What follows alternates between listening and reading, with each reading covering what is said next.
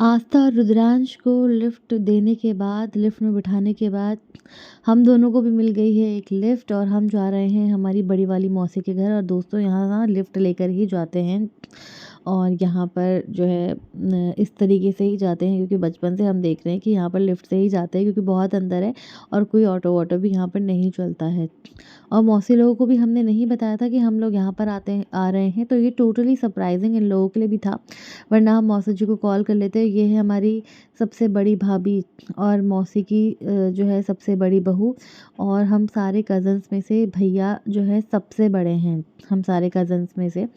और हम सब ने फिर मौसी को भी सेवा लगाई, भाभी लोगों को सबको सेवा लगाई। और ये सबके लिए सरप्राइजिंग था, बच्चों के लिए भी। और मौसी को भी नहीं पता था कि हम लोग आने वाले हैं। और ये सबसे छोटी वाली भाभी है। उसके बाद जो है मौसी आस्था के लिए रिश्ता बताने लग गई और मौसी लड़के की फ़ोटो जो है ढूंढ रही है।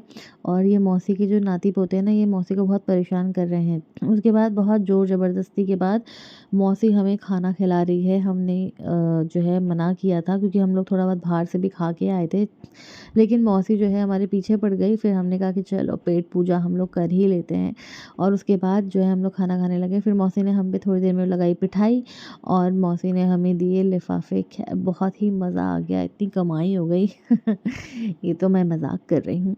उसके बाद हमने ना बहुत सारी गप्पे लगाई और यहाँ पे भी हमें बहुत मज़ा आया और हम बहुत ज़्यादा थक भी गए थे।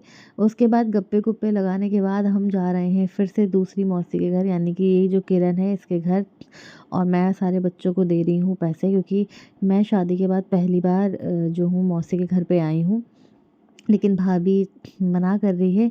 लेकिन बच्चों के मन में भी लड्डू फूट रहे हैं, क्योंकि जब हम भी बच्चे होते थे तो हमें भी हम वैसे बोलते थे, लेकिन चाहिए होते हैं सबको पैसे। और हम जो है अब जा रहे हैं तो भाभी कह रही हैं कि रुक जाओ, लेकिन नहीं। अब ये देखो किरण के बेटे को भी जो है पैसे दे रही है भाभी, लेकिन ये किरण मना कर रही है। और किरण के बेटे की भी बहुत कमाई हुई है। ख़ैर ये भी मज़ाक में कर रही हूँ, पैसों से कुछ भी नहीं होता, प्यार बना होना चाहिए। प्यार is very important for all. और हमें मौसी के घर पे भी बहुत मज़ा आया, ना जाने कितने सालों के बाद हम लोग गए। उसके बाद फिर से वापसी के लिए भी इनको हमने बिठा दिया लिफ्ट में।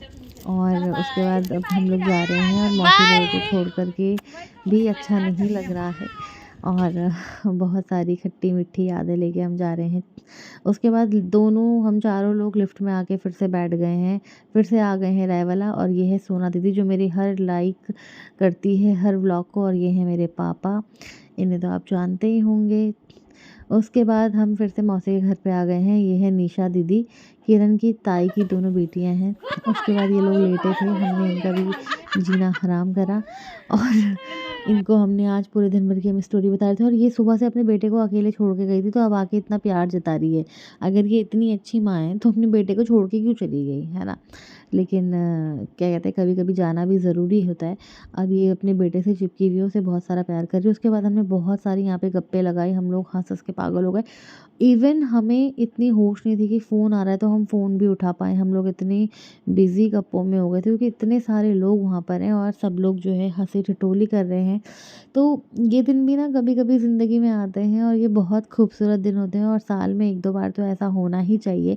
उसके बाद निशा दीदी के पति का जीजू का था बर्थडे, तो हम लोगों ने जीजू का बर्थडे सेलिब्रेट किया। और सोना दीदी ने जीजू के लिए सरप्राइज़ केक लेकर के आई थी। तो हम लोगों के यहाँ पर जो है पार्टी हो रही थी, तो हमने सोचा हम भी पार्टी में शामिल हो जाते हैं। और बहुत कुछ हमने यहाँ पर खाया। उसके बाद जीजू का, ये सब कह रहे थे जीजू का 40 साल में बर्थडे मन रहा है, पता नहीं ये लोग ऐसा क्यों कह रहे थे।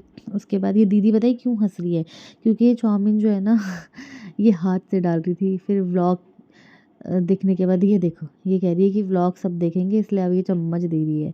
तो ये बड़े चालाक लोग हैं।